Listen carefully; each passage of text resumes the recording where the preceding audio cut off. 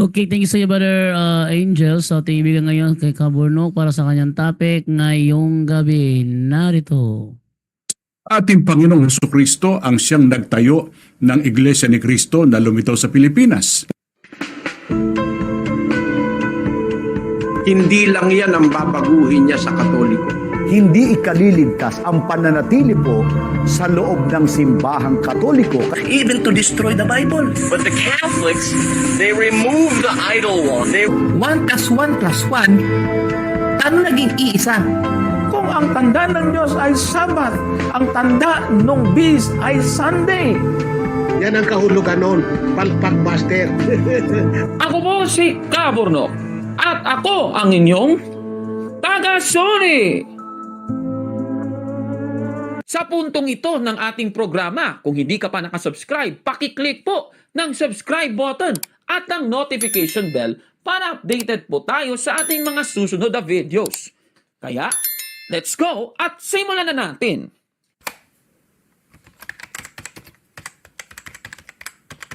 Magandang araw mga kabatid and welcome na naman po sa isang bagong episode ng Taga-Suri.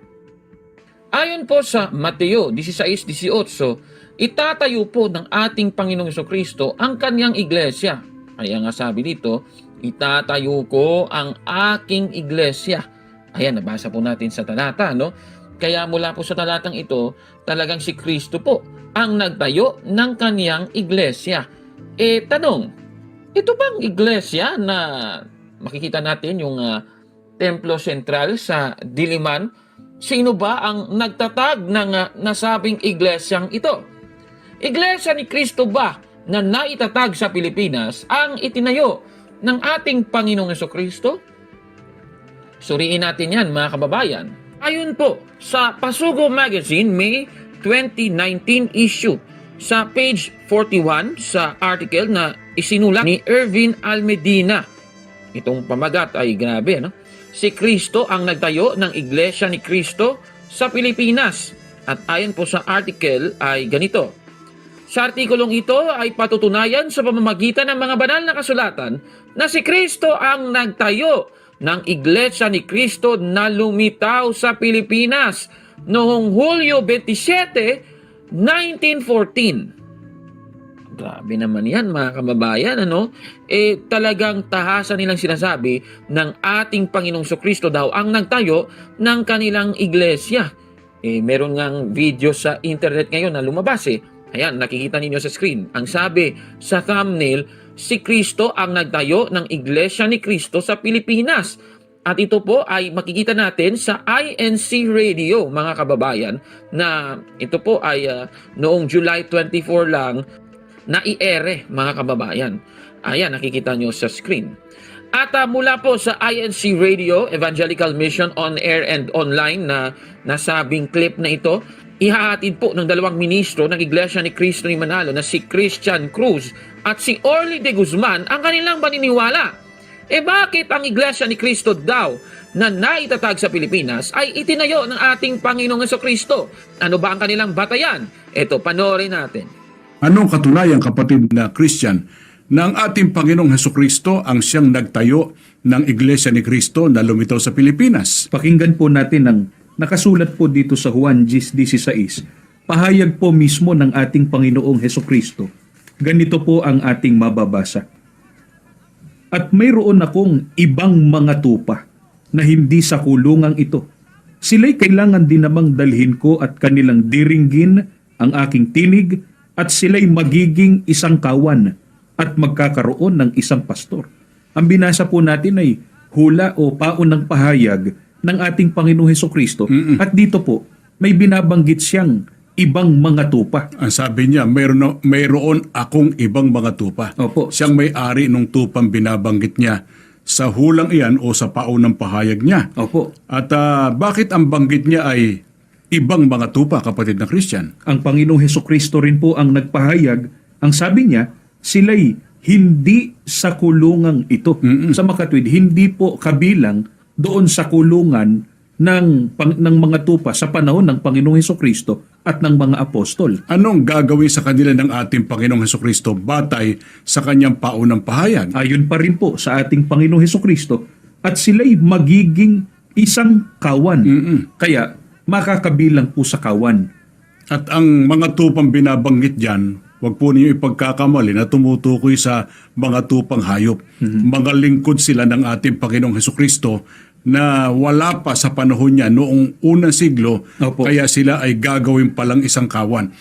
Alin yung tinutukoy na kawan na doon mapapabilang ang ibang mga tupa ng ating Panginoong Hesukristo? Ang kawan po ay ang Iglesia ni Kristo. Ganun ba yon? Okay, sige. Ayon po sa kanila, mga kababayan, ang Iglesia ni Cristo daw na natatag sa Pilipinas ang tinutukoy na kawan doon sa Juan 10:16. Kasi dito sa Juan 10:16, may binabanggit po na ibang mga tupa. At yung mga tupa na ito ay magiging isang kawan, mga kababayan. Paano daw naging kawan ang Iglesia ni Cristo na naitatag sa Pilipinas? Ito, panoorin natin ang sagot. Kawan po ay ang Iglesia ni Kristo. Ang katunayan po, mga kaibigan, pakinggan po ninyo ang nakasulat po sa Gawa sa 20:28 mula po sa salin ni Ginoong George M. Lamsa sa pagkakaliwat na po sa ating wika. Ingatan ninyo kung gayon ang inyong sarili at ang buong kawan. Narito hinirang kayo ng Espiritu Santo na mga katiwala upang pakanin ang Iglesia ni Kristo na binili niya ng kanyang dugo. Ang kawan po ay ang Iglesia ni Kristo. Sa makatwid, ang kahulugan po ng sabihin ng Panginoon Hesukristo na ang kanyang ibang mga tupa ay gagawing isang kawan, sila po ay gagawing Iglesia ni Kristo. Okay. Sige. Sige, tingnan natin ha. Ayon po sa kanila, mga kababayan, Iglesia ni Cristo daw na natatag sa Pilipinas ang tinutukoy na kawan. Sa Juan 10:16, base po sa Gawa 20:28. Alam ninyo, itong line of argument nila ay katulad din po ng nasa article na binasa natin kanila, yung Pasugo God's Message Magazine, May 2019 issue, sa page 41 na ating binasa kanina, yung article na may pamagat na si Cristo ang nagtayo ng Iglesia ni Cristo sa Pilipinas ni Ervin Almedina. Ito po ang ating mababasa. Ano ang katunayan na ang Panginoong Hesukristo ang nagtatag ng Iglesia ni Cristo sa Pilipinas? Mayroon siyang hula o paunang pahayag tungkol sa kaniyang ibang mga tupa na gagawin niyang isang kawan. Ganito ang ipinahayag ni Kristo. Ayan, so kinot nila yung Juan 10:16. Tuloy natin ang basa. Ayon sa hula ni Kristo, mayroon pa siyang ibang mga tupa na hindi kabilang sa kawan noon. Ang kanyang tinutukoy na mga tupa ay mga tao. Ezekiel 34:31. Ang kawan naman ay ang Iglesia ni Kristo. At kinot nila yung Gawa 20:28 na yung salin ay Lamsa translation na isinalin sa Tagalog. Tuloy natin ang basa.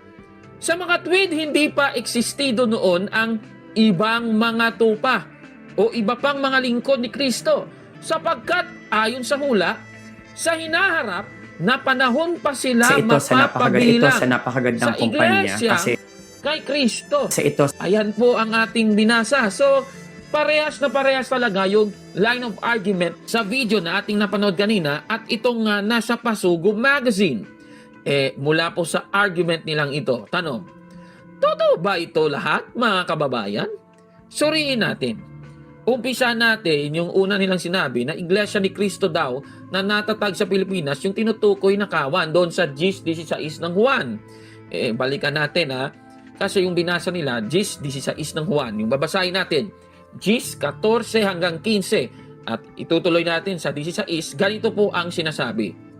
Ako ang mabuting pastor at nakikilala ko ang sariling akin. At ang sariling akin ay nakikilala ako, gaya ng pagkakilala sa akin ng Ama. At nang sa Ama ay pagkakilala ko, at ibinibigay ko ang aking buhay dahil sa mga tupa. At mayroon akong ibang mga tupa na hindi sa kulungang ito. Sila'y kailangan din namang dalhin ko at kanilang diringgin ang aking tinig. At sila'y magiging isang kawan at magkakaroon ng isang pastor. Yan po ang ating binasa. Ibig sabihin, mula po sa konteksto ng ating binasa, 14 hanggang 16, si Kristo po ang tinutukoy na pastor na magbibigay ng kanyang buhay para sa kanyang mga tupa. Base po sa versikulo 15. Ayan, nakikita nyo sa screen. At meron ding binabanggit na ibang mga tupa na kailangang dalhin sa loob ng kulungan ng pastor na ang ating Panginoong Jesucristo. Kakibat ng kanyang pagbibigay ng kanyang buhay, ipapasok po niya ang ibang mga tupa. Ibig sabihin, meron pong dalawang uri ng tupa base po sa ating binasa. Yung tupa na nasa loob na ng kawan, Juan, Gis, kung babasahin mo pa yung versikulo 11, at yung kanina, yung versikulo 15. At yung ibang mga tupa na nasa labas ng kulungan, Juan, Gis, 16. So, yan po mga kababayan, yung ibang mga tupa na hindi po kabilang sa kulungang ito. Ayan, so napakaliwanag na po mga kababayan. So, ibig sabihin, dalawa po yung uri ng mga tupa base po sa ating binasa. Ngayon, paano kaya nangyari ang pagbibigay ng buhay niya para sa kaniyang mga tupa? Yung babasahin ko po sa inyo ay yung paglalarawan naman ni Apostol Pablo sa tinutukoy na mga tupa. Dito po sa 2:14 hanggang 16, ganito po ang ating mababasa. Sapagkat siya ang ating kapayapaan na kanyang pinag-isa ang dalawa, at iginiba ang pader na nasa gitna na nagpapahiwalay, na inalis ang pagkakaalit sa pamamagitan ng kanyang laman, kahit kautusan na may mga batas at ang palatuntunan, upang sa dalawa ay lalangin sa kanyang sarili ang isang taong bago. Sa ganito'y ginagawa ang kapayapaan, at upang papagkasunduin silang dalawa sa isang katawan sa Diyos sa pamamagitan ng krus na sa kanya'y pinatay ang pagkakaalit. Dito po sa ating binasa, meron pong binabanggit na dalawa. Ito sa napakagandang kumpanya kasi bakit? Tumagal at patagal pa ng patagal. Kababayan natin na nais yung makapagtrabaho. nasa loob ng kulungan at Ito yung sa nasa labas napakagandang ng kumpanya kulungan. kasi Dito bakit? din, Tumagal meron ding at dalawa patagal na pa ng patagal. binabanggit. Na yung Bakit? nagpahiwalay sa Consultancy dalawa, ang yung itinay. pader, mga kababayan. Ayon po sa 2:14.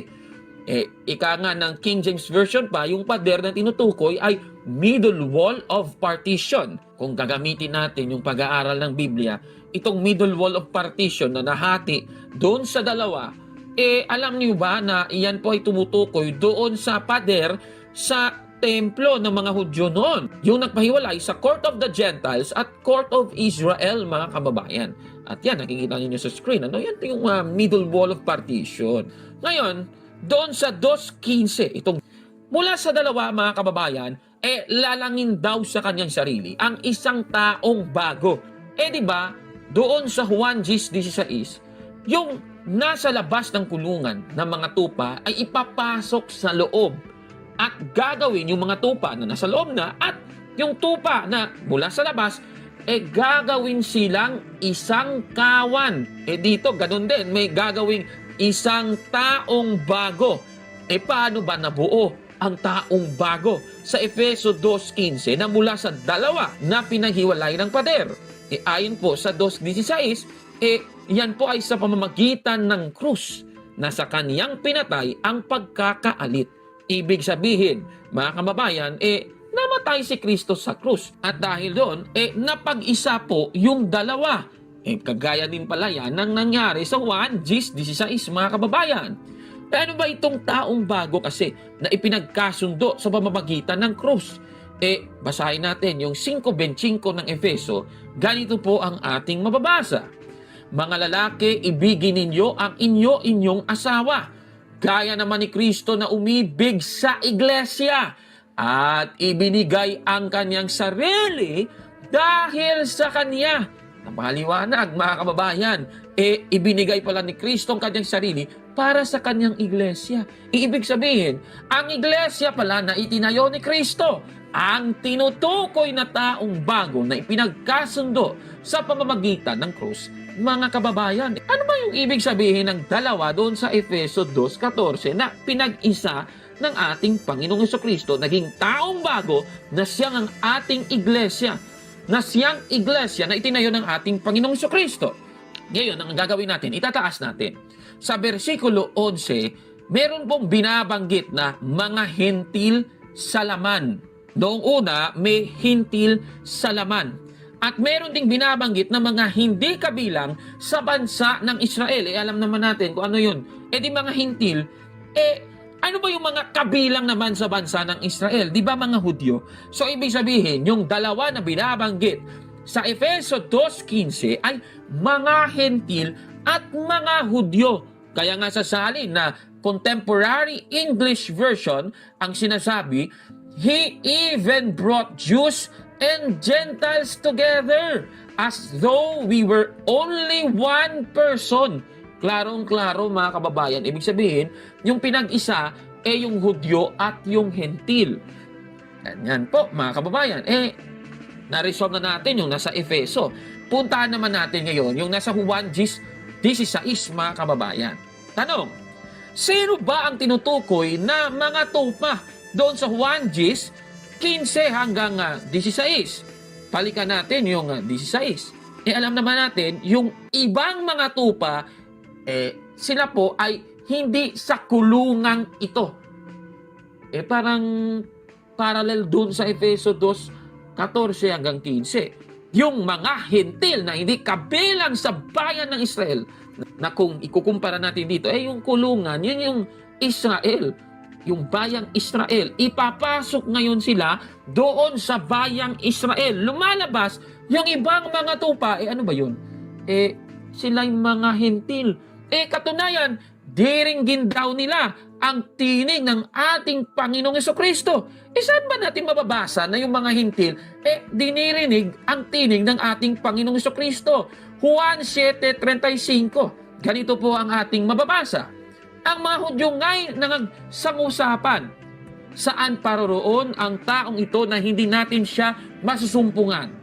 Siya kaya'y paroroon sa nagsisipangalat sa gitna ng mga Grego at magtuturo sa mga Grego. Klarong-klaro talaga mga Grego at mga hintil yung tinutukoy. Yung Grego o yung mga hintil, yan yung tinutukoy. Ibig sabihin, mga Grego at mga hintil ang tinutukoy ng ibang mga tupa. Sa 1:16 mga kababayan, iyan din po ay katuparan ng hula sa Lumang Tipan. Isaiah 56:8 na ganito ang sinasabi. Ibinangako pa ng Panginoong Yahweh sa mga Israelitang ibinalik niya mula sa pagkatapon na marami pa siyang isasama sa kanila para mapabilang sa kaniyang bayan. O klarong-klaro, marami pa palang isasama sa kanila para mapaanib at mapabilang sa kanyang mga tupa na nasa loob na ng kulungan. Nako Mikas 4:2, ganun din ang hula. Nakatuparan din dito na sinasabi, daragsa ang maraming tao at sasabihin nila, halikayo, tayo nasa bundok ni Yahweh, sa templo ng Diyos ni Jacob, upang malaman natin ang nais niyang gawin natin at matuto tayong lumakad sa kanyang landas, sapagkat magmumula sa Zion ang katuruan at sa Jerusalem ang salita ni Yahweh. Klarong-klaro talaga mga kababayan. Ibig sabihin, talagang natupad sa mga hintil yung ibang mga tupa.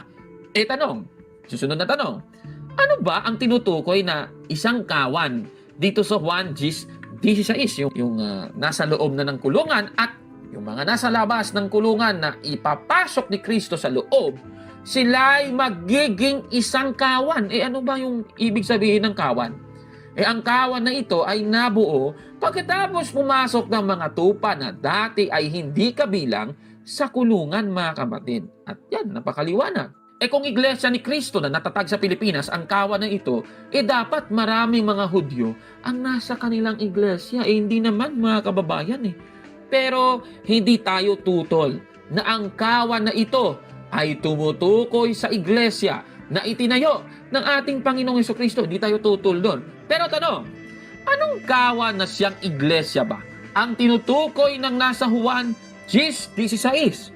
Ito po ang sagot. Biblia din ang ating babasahin. Dito po, sa alin po ni Ginoong Baxter, ganito po ang ating mababasa. At bukod sa mga Hudyo, mayroon akong isang piniling bayan sa mga Hintil. Sila kailangan kong tawagin at tipunin sa akin. At ang mga Hudyo at mga Hintil ay magiging isang Iglesia Katolika sa ilalim ko, ang kanilang tanging pinuno at pastol sa buong mundo. Klarong-klaro mga kababayan, ibig sabihin mga kapatid, Iglesia Katolika po ang tinutukoy na kawan na sinasabi naman nila Iglesia ni Cristo, pero hindi sila yung Iglesia ni Cristo na tinutukoy dyan. Yung tinutukoy dyan, Iglesia Katolika mga kababayan.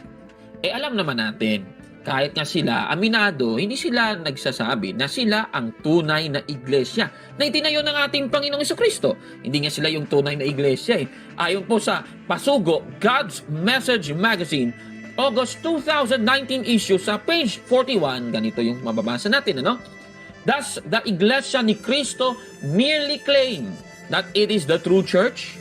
Ang sabi, the Iglesia ni Cristo, Church of Christ, does not merely claim that it is the true church. Klarong-klaro talaga. Hindi pala sila nag-aangkin na sila ang tunay na iglesia, mga kababayan. Kaya sa sinasabi nila, Ating Panginoong Jesucristo ang siyang nagtayo ng Iglesia ni Cristo na lumitaw sa Pilipinas. ako, palpak na naman ito, mga kababayan. Kaya, busted yan, mali yan. Nako kawawa talaga. Ika nga ng Catechism of the Catholic Church, paragraph 811, ang Iglesia ni Cristo na nag-iisa lamang ay ang Iglesia Katolika, mga kababayan. Kung hindi si Cristo ang natatag ng Iglesia ni Cristo sa Pilipinas, sino ba ang nagtayo nito? Sino nga ba? Babasahin natin ang mga patotoo, mga kababayan, ng mga historiador. Dito po sa aklat na The New International Dictionary of the Christian Church ni J.D. Douglas, ito po yung ating babasahin, 1978 edition. Sa page 776, ganito po ang ating mababasa. Ililiwat na natin sa Tagalog, ano? Ang Pilipinas ay gumawa ng sarili nitong mga kulto. Higit sa lahat, ang Iglesia ni Cristo o Church of Christ na itinatag noong 1914 ni Felix Manalo at nag-aangkin ng ilang milyon. Klarong-klaro po ng ating nabasa. Hindi pala si Cristo ang nagtatag ng Iglesia ni Cristo na naitatag sa Pilipinas, mga kababayan. Ayon po sa ating binasa, yan po ay tinatag noong 1914 ni Felix Manalo. Kahit anong deny pa nila, sa history books na yan, mga kababayan. Uulitin ko lang, baka masakit po ito sa mga kapatid natin na nasa Iglesia ni Cristo, mga kababayan. Kasi dito din sa aklat, sinasabing kulto daw sila. Binasa lang natin yung nasa aklat, mga kababayan. Naalala ko tuloy yung viral video. Ito, panoorin nga natin yung viral video, Kaya nagkaroon ako ng ex-girlfriend na taga-iglesia ni Cristo. May taga-iglesia ba tonight? Wala akong pake sa'yo. May mga mas okay naman na religion siya, pero may aircon sila First time na nakaapak ako doon sa kapilya nila, mangha-mangha talaga ako na daming aircon Binilang ko pa 1, 2, 3, 4, 5. Ang lamig, no? Cool. Cool to.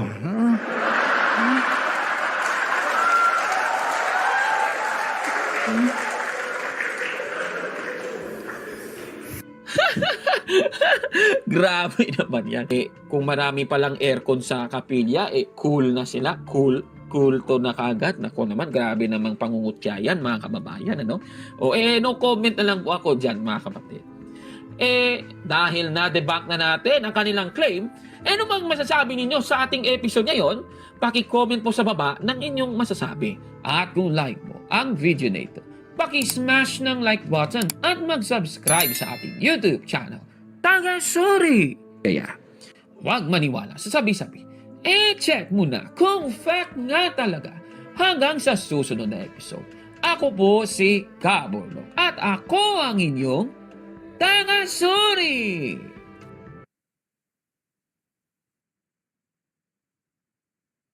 Okay. So, yun. At naalala ko pala dati, meron pala sinend sa akin si Eugene Gapo na pasugo na umaamin naman sila ay kulto doon sa pahinahan. Hanapin ko yun para maidagdag ko sa koleksyon ko sa pasugo. Hmm. Ah, o di kaya kung nawala ko yon, hihingi ako ng ibang kopya kay Eugene Gapo. Okay, so move na tayo ngayon sa ating tanungan portion. Ang unang tanong na babasahin ko rito, ito ay galing kay Ann. Sa mga nagtatanong po kung paano daw makapasok para magtanong, nandyan po sa mga comment section ang Zoom link na paraan para makapasok. Okay, sabi dito, good evening PPP. Tanong po, yung mga ganong case na mga bata na namamaril, kasalanan ba sa Diyos na mga magulang yon kahit pa sabihin na choice din nila yung pagpatay? Okay, at ibigyan mo na yan kay Brother Angel. Brother Angel? Hello, Brother Angel? Well, hindi kagad ano yun, no? Unang-una, hindi mo kagad sabihin na blame kagad sa parents, no? Kasi ang Catholic doctrine natin ay emphasize siya na may tinatawag na tayong personal free will. Is na meron nga tayong original sin and the complex ng tinatawag ng reality na may human evil talaga. Kasi kahit sabihin mong ang mga parents di ba? Daming kaya mga parents na mababait, maano, pero may tinatawag na black sheep talaga. No, ang ano kasi diyan, basahin nga natin yung 18:20. Tingnan natin kung talagang connected lahat ng magulang diyan, bro.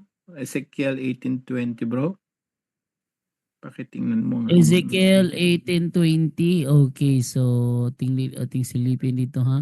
18:20, no? So Ezekiel 18:20, itong sabi dito. Masyado nang dikit yung ano ko. Ang nagkasala ang dapat mamatay. Ang anak ay di dapat magdusa dahil sa kasalanan ng ama at ang ama ay di dapat magdusa dahil sa kasamaan ng anak. Pause doon, bro. Ano sabi niya sa pangalawa? Ang ama ay di dapat magdusa dahil sa kasamaan ng anak. Diba? So, hindi lagi. Ang matuwid ay mabubuhay dahil sa kanyang pagiging matuwid at ang masama ay mamamatay sa kanyang kasamaan. So, bagamat mayroon tayong talaga, obligasyon yun. Peso 6:4 nga, bro Junri. Bro Junri, bro Jando. Ano yan bro? Sa? Meron tayong obligasyon. Peso 6, bro. Verse Efeso 4. Efeso 6:4 ang sabi ganito. Mga magulang, huwag ninyong ibuyo sa paghihimagsik laban sa inyo ang inyong mga anak. Sa halip, palakihin ninyo sila ayon sa disiplina at aral ng Panginoon. Yan talaga ang batas, no?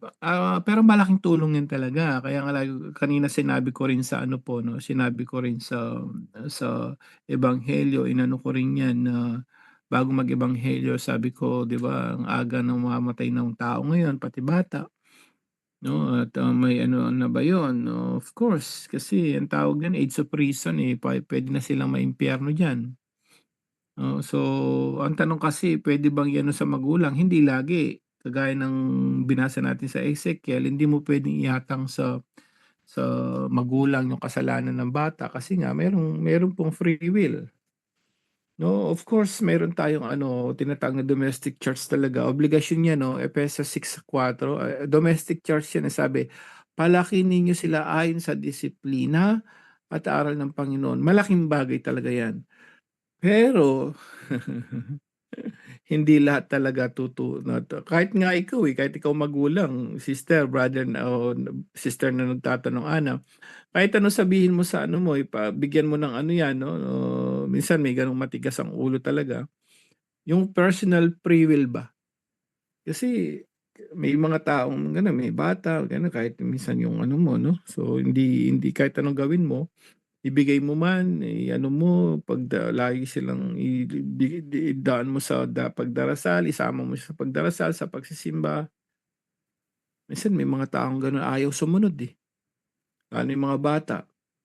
So pwede bang i-ano, partly siguro, no, but not all, kasi ang medyo malaking ano talaga kung yun there's a big difference. Sa nakita ko po, experience ko noon, kahit sabi nga bata pa ako, nasa simbahan na ako, hanggang sa mag-charismatic, hanggang dito sa punto por punto, nakita ko yung mga talagang alam mo, babad sa salita ng Diyos, malaking tulong.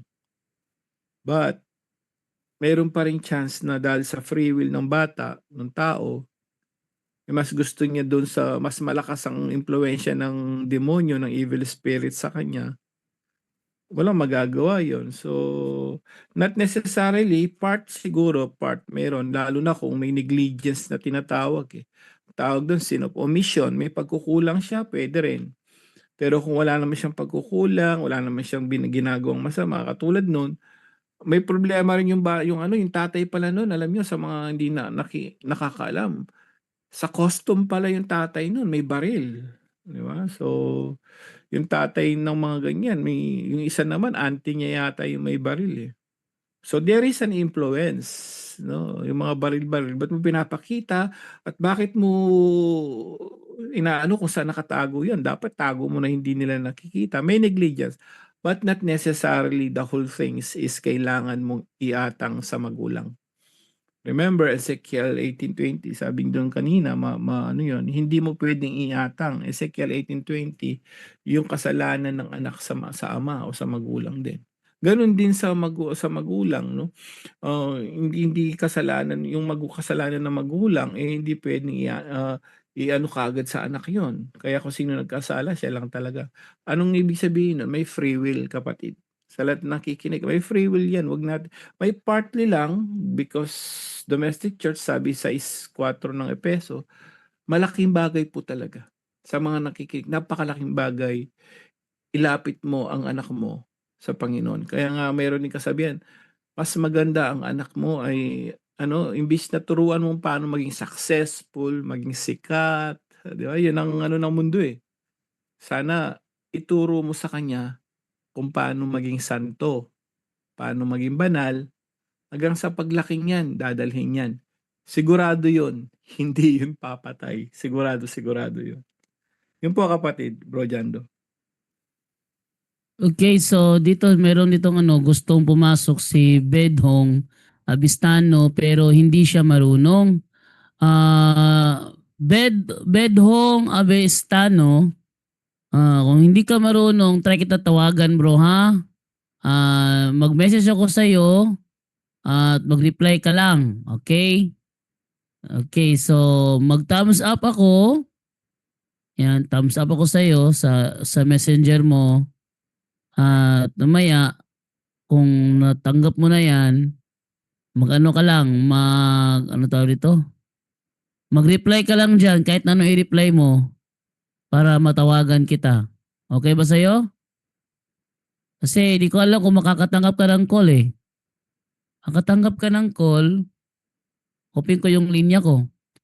Okay, mag-reply ka lang, Bedhong Abistano, sa messenger mo, nag-message ako sa'yo. Kung hindi ka marunong, i-direct na lang kita dyan sa messenger mo, okay? So, dito tayo ngayon sa next na katanungan naman from John. Sabi niya dito is, good evening bro Angel, nasa vacation ako sa ibang bansa. Sobrang layo ng pinakamalapit na church, about 4 hours round trip. Okay lang ba mag-online mass and spiritual communion? Brother Angel. Nasagot na yan kagabi, bro. Nasa to kagabi pala? So binalik na lang pala ito. Okay, so ito tayo sa mga previews, Dahil wala pa akong nakitang tanong dito, okay, ito ko sa mga previews. Sabi dito ni Aris, Bro Jando, pag-usapan din ninyo ang tungkol kay Maria na nagkaanak ba uli sila ni Saint Joseph. Kasi itong kapitbahay ko na Baptist, may anak daw sila ni Saint Joseph at Birhen Maria. Bukod sa kay Jesus. Paki-notify me kung napag-usapan na dito sa live. Brother Junre. Brother Junre. Yes, Brother Jando. Well, Ano yun ba? Sabi niya dito, pag-usapan din ninyo ang tungkol kay Maria na nagkaanak ba uli sila ni Saint Joseph. Kasi itong kapitbahay ko na Baptist, may anak daw sila ni Saint Joseph at Birhen Maria bukod kay Jesus. Paki-notify me kung napag-usapan na dito sa live. Okay. Well, yan po ang sinasabi na gawa-gawang kwento, no? Dahil kung meron nga, ba't din natin mabasa sa Bible? Ba't walang sinabi ang history? So yan po ang ibig sabihin ng kwento-kwento. Sila lang ang nagsabi dahil hindi nila tanggap ang aral ng simbahan about perpetual virginity. Yung perpetual virgin kasi, no, from the moment na pinaglihi ni Inang Biring Maria si Panginoong Jesucristo hanggang sa mamatay si Inang Biring Maria hanggang umakyat sa langit. So she is perpetual virgin, no? Hindi po siya nagalaw or ginalaw or pinagtangkahan mang galawin ni San Jose, hindi po. No, wala po yan sa Bible, nor history, nor traditions. Yung aral po na yan, lumabas lang po yan nung nagkaroon na ng mga protestante. Pero biblically, wala po yan. At imposible na magkaroon sila ng anak. Kasi sa hula nga, bugtong lang ipapanganak ng Bering Maria. Sa Isaya nga, isang lalaki lang eh. Basahin nga natin, Brother Jando, ilan ang ipapanganak ng isang babae, Brother Jando, sa 9:6 ng Isaya, ilan ang ipapanganak ng isang beren? Basahin mo sa ang salita ng Diyos. Okay, ating basahin sa salita ng Diyos sa Isaiah 9:6. Okay, ang sabi ganito, masyado ng lag yung computer ko. Okay, ang sabi dito is, ipapanganak ang isang batang lalaki na maghahari sa amin. Tatawagin siyang kahangahangang tagapayo, makapangyarihang Diyos, walang hanggang Ama at Prinsipe ng Kapayapaan. Isang batang lalaki ang ipapanganak ng isang dalagang babae. At ang babaeng yan ay berhen ayon sa 7:14 at isang lalaki lang ang ipapanganak niya. Sa 7:14, ibalik mo sa 7:14 ng Isaya. Okay, 7:14. Dahil dito, ang Panginoon na mismo mabibigay sa inyo ng palatandaan, magbubuntis ang isang berhen at manganganak siya ng isang sanggol na lalaki. At tatawagin niya ang bata na Emmanuel. Ang isang berhen manganganak ng isang lalaki. Ilan daw ipapanganak ng isang berhen, Brother Jando? Isang lalaki. Isang lalaki. At ang simbahan, nung in-explain ng simbahan yan mga kapatid, dyan po kinuha ang idea of perpetual virgin. No? Dahil ang sabi dyan, isang dalagay magbubuntis at manganganak. No? Ang dalaga daw, isang dalagang birhen ang dalaga, magbubuntis at manganganak. Meaning to say, birhen siya nung nagbuntis, meaning hindi siya nagalaw. No? Nagbuntis siya dahil sa kapangyarihan ng Diyos. At manganganak, birhen din siya dahil ang sabi, birhen ang magbubuntis at ang manganganak. So yan ang palatandaan na ibinigay ng Diyos. At ilan ang lalaking ipapanganak niya? Isang lalaki. Hindi pwedeng madagdagan yan.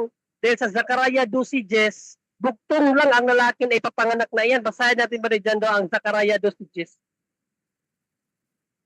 Okay, Zechariah 12:10. Ito ang sabi, bibigyan ko ang mga angka ni David at ang mga taga-Jerusalem ng espiritong maawain at papanalanginin. Pagmamasdan nila ako na kanilang sinibat at iiyak sila katulad ng magulang na umiiyak sa pagkamatay ng kanilang kaisa-isang anak o anak na panganay. Kaisa-isang anak po ayon sa hula ang ating Panginoong Jesucristo. Kaya hindi po yung totoo na sa katuparan, mga anak na siya ng marami. Tulad nga ni Pastor Wimpy, nung nag-debate kami ni Pastor Wimpy. Actually, sa Salmo o sa Kawikaan yata yun, o Salmo, mayroon talagang talata na bugtong lang talaga, isa lang.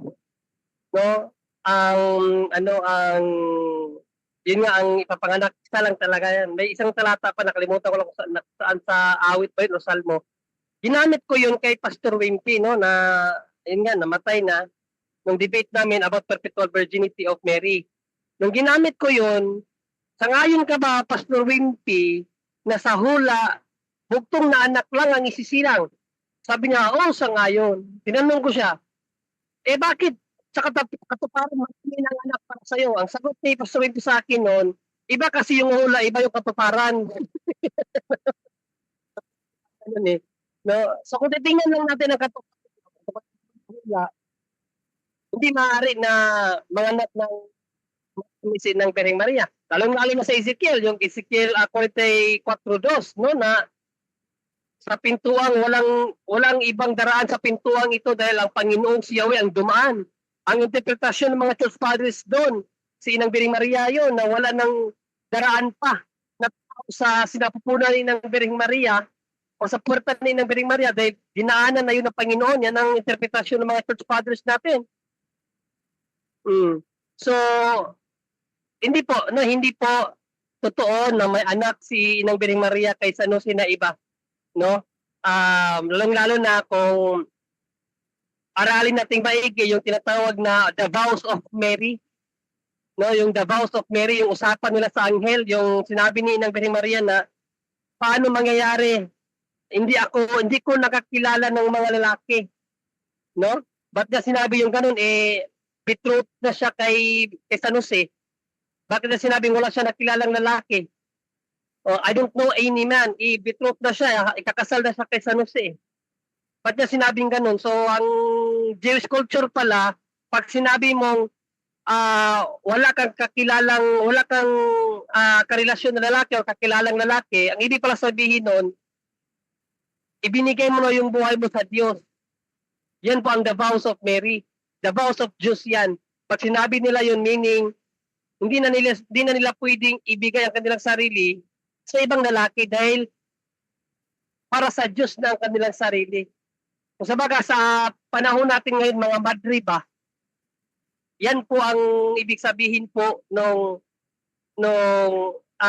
usapan ni Inang Birheng Maria at nung anghel. Although betrothed siya kay San Jose, mayroon siyang vow sa Diyos na ang kanyang sarili para sa Diyos, hindi na para sa lalaki. Yan po ang medyo malalim na pag-aaral sa Mariology regarding po sa mayroon bang ibang anak si Inang Birheng Maria or totoo ba yung perpetual virginity niya. So kung pag-aaralan niyo po yan sa konteksto ng simbahan at sa mga theologians, masasali po yan sa pag-aaralan niyo yung the vows of Mary na yung pala pagsabi niya sa anghel na wala ko nakikilalang sino mang lalaki, ang ibig palang sabihin nun, ini-offer na ni Inang Birheng Maria or inalay na ni Inang Birheng Maria ang kanyang sarili sa Diyos at hindi na sa lalaki. Although, betrothed siya kay San Jose, pero ang kanyang sarili para sa Diyos na yun. Yan ba rin dyan ang sagot natin? Yun rin baka sinasabi niya dun sa Mateo 13:55-56, tsaka Marcos 6:3 na may kapatid si Jesus. Baka yun nila. Dahil may kapatid siya. Yun nga, pero ang problema nga, mali naman yung interpretasyon dahil in Jewish context kasi, kinakailangan maunawaan din natin yung salitang kapatid, no? Dahil mayroon pong kinatawag na kapatid sa laman, kapatid bilang Hudyo, at kapatid bilang pinsan, suhin, o yung kamag-anak. So, even tayo, nagtatawagan tayo dito ng brother or kapatid or sister. Ibig ba sabihin magkakapatid na tayo sa laman? Sa pananampalataya rin kamo. Meron din magkakapatid sa mananampalataya. So hindi po arguments yung dahil may nabasa lang na tinawag kapatid ni Jesus sa Marcos 6:3 at sa Mateo 13:55 na may kapatid si Jesus ng mga lalaki at babae, intindihin na o unawain na natin na kapatid sa laman yon. Hindi po. Dahil nung una, sila bilang mga Hudyo, magkakapatid po sila bilang Hudyo. No, basahin nga natin ba Jando yung Mateo 23 ba Jando, 8 ba Jando? Mateo 23:8. Oo. Okay, with this 8 ang sabi ganito, ngunit huwag kayong magpatawag na guro dahil lahat kayo'y magkakapatid at iisa lang ang inyong guro. Lahat sila magkakapatid. No? So hindi po literal agad isipin natin na dahil may nabanggit na kapatid, biological na agad. No? So i-research natin, tingnan natin, no, kung talaga bang biological 'yan. Hindi eh. Dahil kung ang arguments natin mga kapatid, dahil may nabasa, tunay na kapatid, lalabas, magkakaroon ng dilema. Problematic. No? Dahil kung babasahin natin sa gawa, yung mga kapatid ni Panginoong Kristo, naging 120. No? Basahin natin ba dyan yung gawa 1:14-15 ba dyan ilang kapatid ang binanggit dyan ba dyan ni Panginoong Kristo? Gawa, ano yun? Gawa 1:14-15. Okay, 1:14-15. Lagi silang nagtitipon para manalangin kasama ang ilang mga babae. Pati si Maria na ina ni Jesus at ang mga lalaking kapatid ni Jesus. Nang mga araw na yon, nagtipon ang mga 120 mananampalataya. Tumayo si Pedro at nagsalita. Gano'n, mananampalataya ang ginamit. Pero sa ibang version yan, 120 magkakapatid. Basahin mo sa ibang salin mo ba dyan yung sa 15, sa ibang salin. Sa ibang salin, ating simulan sa ang dating Biblia, ang sabi ganito, at ng mga araw na ito'y nagtindig si Pedro sa gitna ng mga kapatid at nagsabi, ito ba yun? 15. Sabi, at nangagkatipon ng karamihang mga tao na may 120. Wala rin dyan, ano? Ang salita ng Diyos naman, May version dyan na... Sige, bro. Ng mga araw na yun, nagtipon ng mga 120 mananampalataya at tumayo si Pedro at nagsalita. Sa 14, may binanggit ba na kapatid sa 14? 14. Lagi silang nagtitipon para manalangin kasama ang ilang mga babae, pati si Maria na ina ni Jesus at ang mga lalaking kapatid ni Jesus. Ayun. Yung mga kapatid ni Jesus dyan, di ba? Na, sa 15, 120. So yung kapatid, refers also to mananampalataya. Hindi agad automatiko na gawin nating kapatid sa laman. Kasi kung pag may nabasa ka palang kapatid, ilan ba talaga ang kapatid ni Jesus? Doon sa stress na 4 at mga lalaki o dito sa gawa, umabot na 120 magkakapatid. Mas maluma pa kay San Pablo kasi kay San Pablo, umabot ng 500. Babasahin natin ang unang Korinto 15:6 ba dyan do? Okay, unang Korinto 15:6, ang sabi dito ganito. Pagkatapos, nagpakita rin siya sa mahigit 500 na mga kapatid. O, kita mo? Nagpakita si Jesus sa higit 500 kapatid. So, ilan ba talaga ang kapatid ni Jesus? 500, 120, or yung mga binanggit sa stress at mga kapatid na lalaki at babae. Ilan ba talaga? Di ba magkakaroon ng dilema? Kung ililiteral natin agad, ang pangbanggit o ang na nilabas ng kapatid, automatiko, kapatid na agad sa laman. Hindi po. Kaya nga, sa Matthew 23, malinaw po yun sa Matthew 23 na lahat sila magkakapatid. Meaning, bilang Hudyo, lahat po ng mga Hudyo, magkakapatid po talaga ang turingan. So, huwag po natin ikagulat na sa Bible, may kapatid si Jesus. But not automatically na mayroon siyang kapatid sa laman. Dahil, kung babalikan natin again ang hula, bugtong na anak lang si Jesus. Na ayon po ni Isaiah, isang lalaki ang ipapanganak ng babaeng birhen. Isang lalaki, hindi na sinabi na magkakaroon pa ng ibang, walang ganun. Abano dyan, Re? Yes, pa dyan do. Biglang sumagi sa isip ko ito ba, baka sabihin ng mga protestante ba na ganito. Kasi meron din tayong utak protestante, kasi dati tayong protestante, no? Pwede sabihin nila, tama ang sinasabi sa Isaias 9:6 na ang ipinanganak ng birhen isang lalaki. Kasi birhen siya nung nanganak siya kay Jesus. Nung may nangyari sa kanilang dalawa ni Jose, hindi na siya birhen. Oh. So, yung mga what if sabihin nila ng ganun ba na tama ang sinabi dyan, ang ipapanganak ng birhen isang lalaki. Pero nang may mangyari sa kanila, hindi na siya birhen. Kaya hindi na siya birhen nang ipanganak niya yung ikalawa. Wala, di ba? Ganon. So, paano sasagutin yan, Brother John Ray? It's loaded po yan. Loaded yan. No? That's arguments na assuming ba? No? Dahil pagsabi pa lang niya, nagtalik si Maria at si Jose. Saan niya nabasa na nagtalik yun? May binanggit sa Bible na hanggang sa kanyang mga anak si Maria, hindi naman nangangahulugan na pagkatapos ng hanggan, nagtalik na sila. Wala namang revelasyon na nagtalik sila at wala rin revelasyon na nagkaroon ng ibang anak sa Inang Biring Maria. So that is assumption. No, misinterpretation. Ngayon, balik tayo sa hula. Ilan ba talaga ang sinabi ng hula? 1, 2, 3, 4, 5, 6, 10, 500, 120. Isa nga lang, bugto nga lang sa hula eh. Di ba? So, ang burden of proof magpatunay na mayroong ang iba na sa kanila, hindi sa atin. Dahil sa atin, napakalino naman eh. Sabihin nila, tama naman ang Isaias. Tama naman pala, iba't mo kinisyon eh. Sinabi ni Isaias, isang babae, mga anak ng isang lalaki.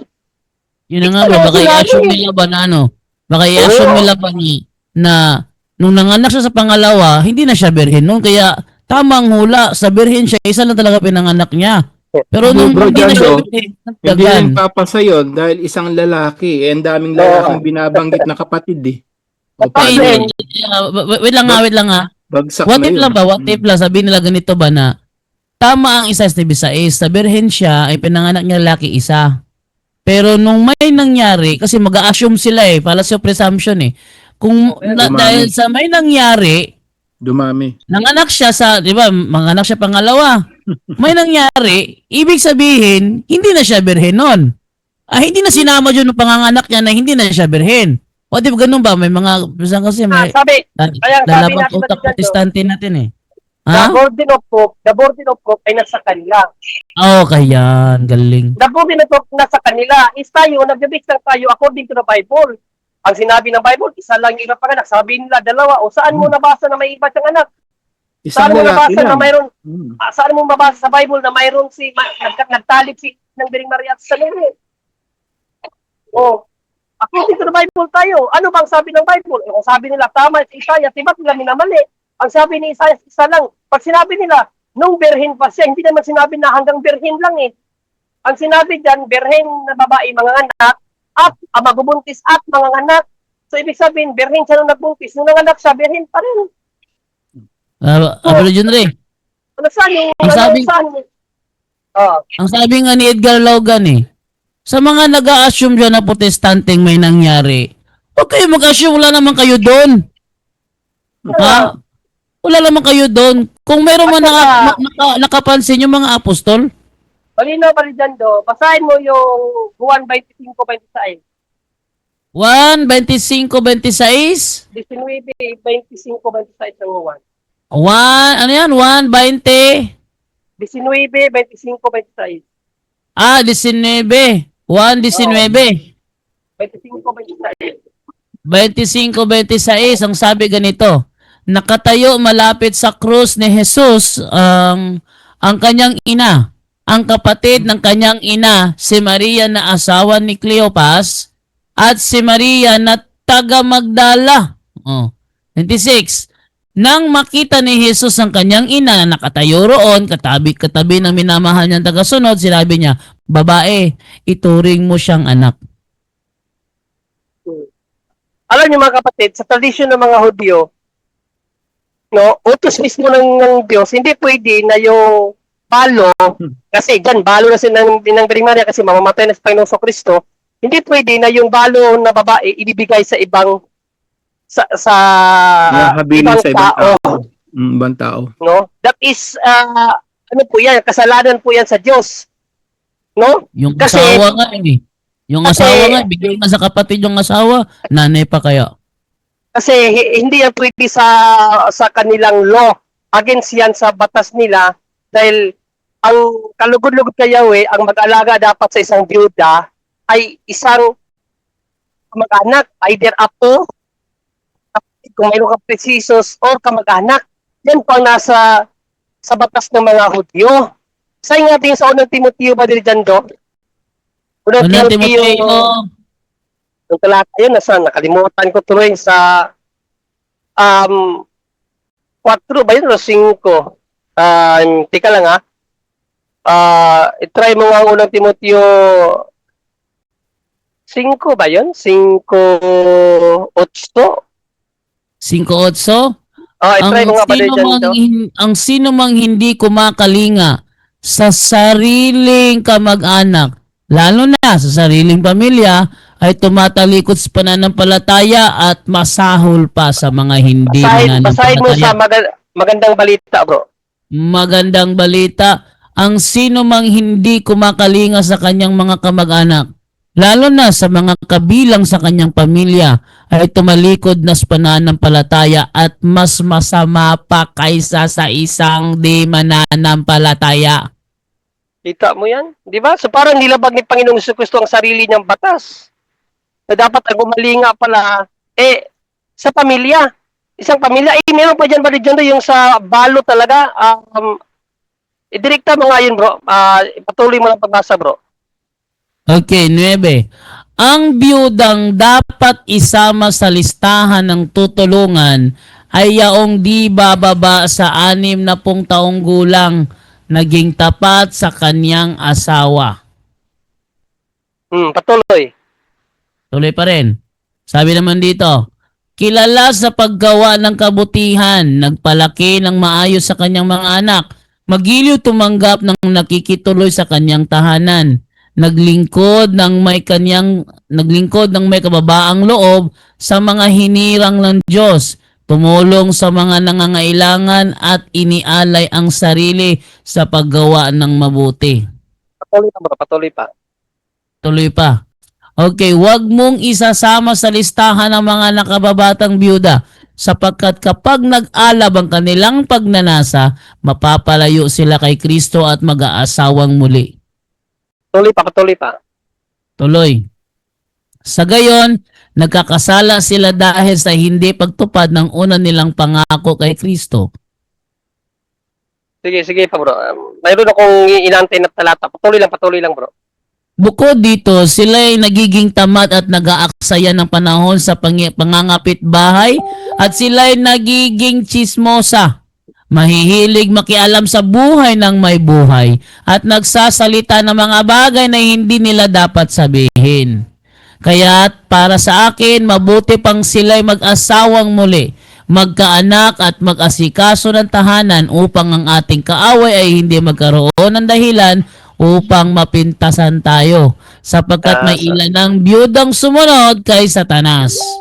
Kailangang alagaan ng babaeng mananampalataya ang mga kamag-anak nilang biyuda upang hindi sila...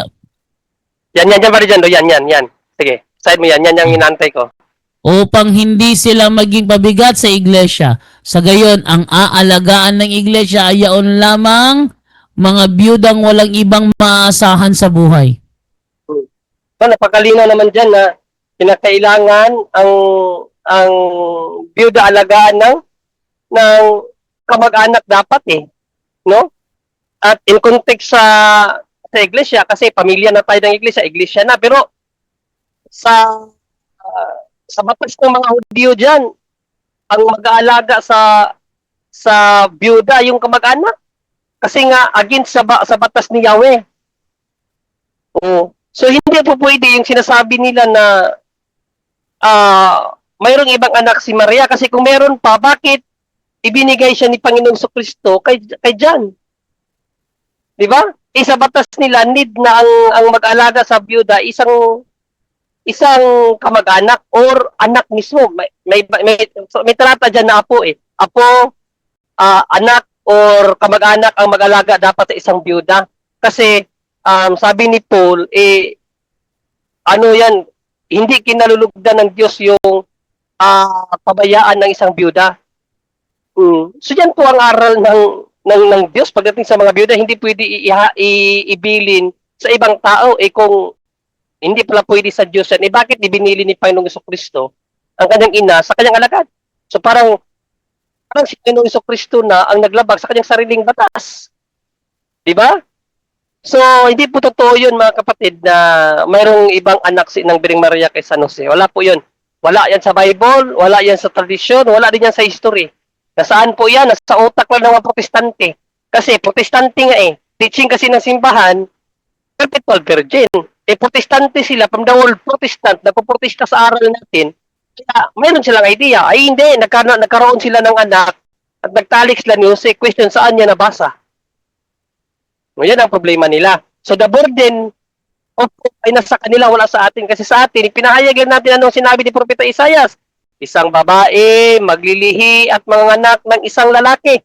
Isa lang, hindi naman sinabi at masusundan pa ng marami. Walang ganoon. Kaya nga, perpetual virgin. Simula nung nanganak siya, naglihi, nanganak, at hanggang ng Birheng Maria namatay, perpetual virgin po siya. Yan ang sagot mo dyan, Do. Okay, may mga pumasok sa Zoom ngayon. So, kaklaruhin ko lang kung sino magtatanong dito.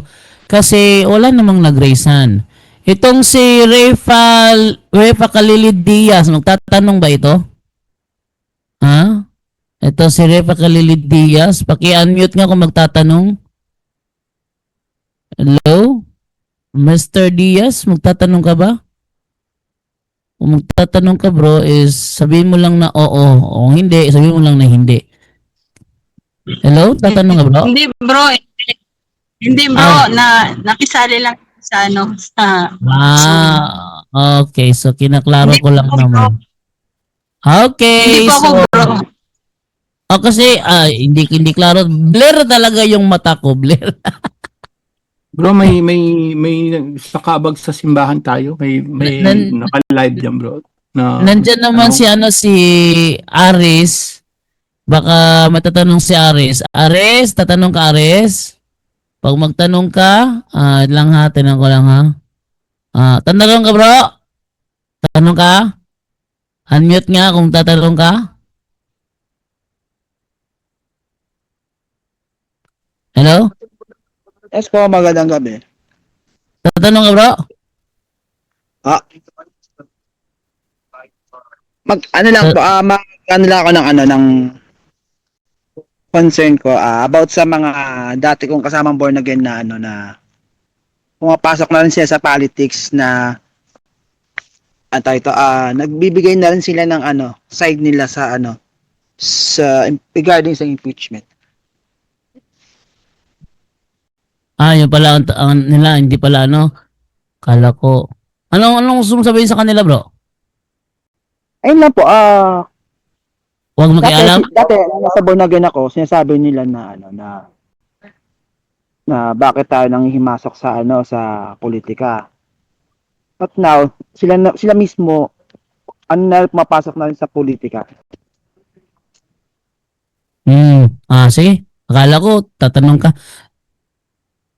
Sige bro. And then, ilang. Okay. Akala ko tatanong ka kasi. Okay. Next time na lang po. Sige. So, dito, salamat sa mo bro. Okay. Okay, so mayroon lang muna akong paklaruhin muna dito sa sa si Bidhong Abistano kasi ito yung tumawag kanina. Kung paano doon siya makapasok, din siya marunong. Try ko lang papasukin ha. Try ko lang. Baka sakali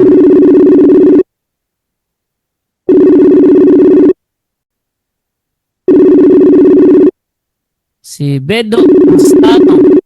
Bidhong Abistano, kung nanonood ka? Hello, good evening sa'yo bro. Hello bro, magandang gabi bro. Hello. So, ano atin bro? May itatanong ko lang bro. Pwede ba kung kung sakasakali hindi ko alam ang Tagalog bro, pwede ba kung magbisaya? Sige, i-try ko lang unawain. Sige, go ahead bro. Sige bro. Itong tanong ko bro isa kasi akong vendor sa public plaza namin. Tapos pag magandang panahon walang ulan, kadalasan ko nakikita maraming mga ibang relihiyon na ano ba, nagtuturo sila tulad ng Victory Chapel. Oo. Lagi kasi nilang sinasabi na walang reliyon nakapagligtas o kaya si Jesus lang maniwala ka lang ligtas na. Tapos ang tanong ko, kung sakasakaling babalik sila para mangaral, pwede ba akong mag-open ng speaker to Bluetooth, through Bluetooth sa speaker mula sa cellphone ko sa YouTube yung mga video nyo ba nga na-download ko, pwede ko ba yung i-open para i-counter ko doon sa mga sinasabi nila? Pwede. Basta kung alam mo lang, kung masegregate mo lang siya. Halimbawa, nagtalaki sila about rebulto. Meron ka ng video na ihanda na tinapik namin yung rebulto. Kumbaga, gagawa ka ng file, i-download mo siya, ikakat mo siya. Ito yung bahaging ito na tinalaki rebulto. Simula sa minute na number ganito hanggang ditong minuto. I-ready ko lang siya. Pag ikaso may banggit naman sa bawal tawagin daw ang pare na father, meron ka ring file para doon. Para alam mo kung ano yung audio ipi-play mo kung sakali na gusto mo silang inkwentrohin. Kasi halimbawa, ang topic nila rebulto, pero ang piniplay mo naman is patungkol naman sa spiritual warfare. Medyo malayo 'yun. Kaya ganun, bro. Hindi na ba ko kailangan magpaalam sa pare namin? Ay, depende yan sa'yo. Kasi kung magpaalam ka sa pare, kung ikaw na mismo ang mangangaral, hindi ka kasi pwedeng mangaral ng ng walang paintulot ng pare, Kasi pangit. Oo nga po. Kasi pag nangangaral ka na walang paintulot ng pare, pag sakali magkaakyado, walang kung sa Bisaya pa na, walay mudo pa nimo. Lisod kay na. O kung sakasakali na yung piniplay kong YouTube na mga video niyo, tapos kung sakasakali lapitan nila ako, kumbaga tatanungin ako, hindi ako makasagot masyado kasi yun lang inasahan ko sa video niyo Ito bro, kung sakali na yan ang nasa isip mo, bago mangyari yan, maghanda ka. Ano yung paano paghandaan? Unang-una, isipin mo muna ano yung kadalasang ipinapangaral nila. Yan na kasi madali lang yan Sabi nga ni Brother Tata Sabi ni Brother Tata nung nasa usaysa ako, sabi niya, mahirap ang tanong pag Katolikong nagtatanong. Pero kapag Protestante ang nagtanong, napakadali lang yan. Bakit? Paulit-ulit lang yan Pag Katoliko kasi nagtanong kasi, yung hindi na pag-aaralan sa apologetic, yun ang tinatanong. Kaya mahirap. Pero pag Protestante ang nagtanong, paulit-ulit na lang yan. Madali lang yan. Ano yung kadalasang naririnig mo na na mga banat nila? Mga banat nila sa kanilang pangangaral. Rebulto. Si Pedro yung bato. Kinukutan nila yon na si Kristo daw yung bato sa Mateo 16:18. Tandaan mo wala tayong claim na si Pedro ang chief cornerstone. Wala tayong ganyang claim. Wala tayong claim na si Pedro yung batong itinakwil na naging pangunahing bato. Wala tayong turong ganyan. Si Pedro yung bato sa Mateo 16:18. Yun ang kanilang halimbawa, yun. Mag-ready ka. Ano pa? Walang relihiyon na makapagliligtas. Paghandaan mo yan. Ano yung mga kadalasang argumento nila na kadalasang binabanggit nila sa pangangaral? Yung rebulto, yung rosaryo, yung pag-sign of the cross. Yung mga ganun na mga argumento, yun ang paghandaan mo. Kung sakali na mag-play ka ng audio, tapos maalibadbaran sila, lapitan ka, tatanungin ka, handa ka. Okay ba? Apo. Madali lang yan, basta sila magtanong kasi wala naman tanong yan na hindi naman common nila. Tanong yan, puro common. Kadalasan kasi sa mga membro nila, lagi sinasabi na hindi pa sila nakapasok sa Victory. Marami sila mga bisyo, ganun mga kahit anong bisyo ba. Kumbaga, sinasabi nila yung mga tanungin mo sila. Ang problema ngayon diyan, yung mga nangangaral niyan, takot yung tanungin. Takot yung tanungin, sila nangangaral. Ang sabihin nila ngayon, kung magtatanong ka bra, doon ka magtanong sa nakaupo. Sabi ko naman, Ba't doon ako tatong sa nakaupo? Ikaw yung narinig kong nangangaral. Tanungin kita dyan. Meron bang opisyal na katuruan sa Katoliko na magbisyo para sabihin mo na ikaw ay Katoliko, bisyoso ka? Kasi ang pagkakalaw kasi, naging bisyoso ka kasi hindi ka nakikinig sa turo ng mga pari. Oh. Kaya nga. Tanong yan, bro. Bujando. Yes. Bro, kung na walang ibang makakapagligtas sa Panginoong Jesucristo no? Sabihin nila na ang kaligtasan ay hindi kasali ang simbahan, no? Sa pangalan lang talaga ni Panginoong Jesucristo. Gamitin mo itong Juan 4:22 pa dyan, basahin mo muna pa dyan. 1, ano yan? 1:4:22. O baga, sige. bigyan mo lang sila ng headache. Wait lang. Ayaw gumalaw ng ano ko eh. Okay. 1:4:22. Basahin ko na lang. Ano sabi dito? Hindi ninyo kilala ang inyong sinasamba. Ngunit kilala namin ang aming sinasamba sapagkat ang kaligtasan ay nagmumula sa mga Hudyo. Kung kay Kristo lang ang kaligtasan, sabihin mo, no? Although sa atin kasi, pag sinabing ang Kristo kaligtasan, meron kasi may paliwanag. Kung sa kanila kasi, Kristo lang talaga ang unang simbahan. Bakit dyan? Si Panginoon Kristo mismo nagsabi, ang kaligtasan magmumula sa mga Hudyo. Bakit hindi sa kanya nagmula? Kumbaga, pahihirapan mo lang ba? Kasi kung kay Kristo lang, bakit sabi ni Panginoon Kristo, ang kaligtasan magmumula sa mga Hudyo? Wala palang ibang kaligtasan. Kay Panginoon Kristo lang, bakit may magmumula sa Hudyo? Baka sabihin nila ngayon, si Kristo Hudyo eh. Isa sa mga Hudyo hindi naman isa lang ang hindi naman pwedeng pero si Kristo lang. Pag marami yan. Ayun. Di ba? Kumbaga, pahihirapan lang, ano? Pahirapan mo sila. Sabi na si Kristo lang. Sabi ni Panginoon Kristo, sa Hudyo, ang kaligtasan ay magsisimula sa mga Hudyo. Paano ngayon yan? Paano nila i-reconcile yan? Kung talagang si Panginoong Kristo lang talaga ang kaligtasan na sabagay hindi kasali ang simbahan. Paano yan? Paano nila kung walang ibang source of kaligtasan? Na walang ibang source of kaligtasan ba? Sa kanila kasi Christ lang, manimpalataya ka lang kay Christ, ligtas ka na. Sabi ni Panginoong Kristo, paano yan? Sabi ni Panginoong Kristo, ang kaligtasan ay nagsisimula sa mga Hudyo. Paano mo i-reconcile yan? Okay. Diba? So, okay na yan. Opo. Okay na yan, bro? Okay po. So, pwede pa ba akong magtanong, bro? Dagdag. Sige, go ahead. Go ahead. Mga ilang tanong pwede, bro? Hanggang 3 lang, Okay, bro. Ang sunod kong tanong dito sa mga rebulto. Sige, go ahead. Dati kasi di pa ako nakapag-follow sa punto por punto. Ginagamit ko itong naka-display sa altar kong rebulto, itong kay Santo Niño na walang corona, di ba? Hindi ito ang opisyal na rebulto natin. Tapos nung maka-follow na ko sa inyo, hindi ko na siya nilagay sa altar namin.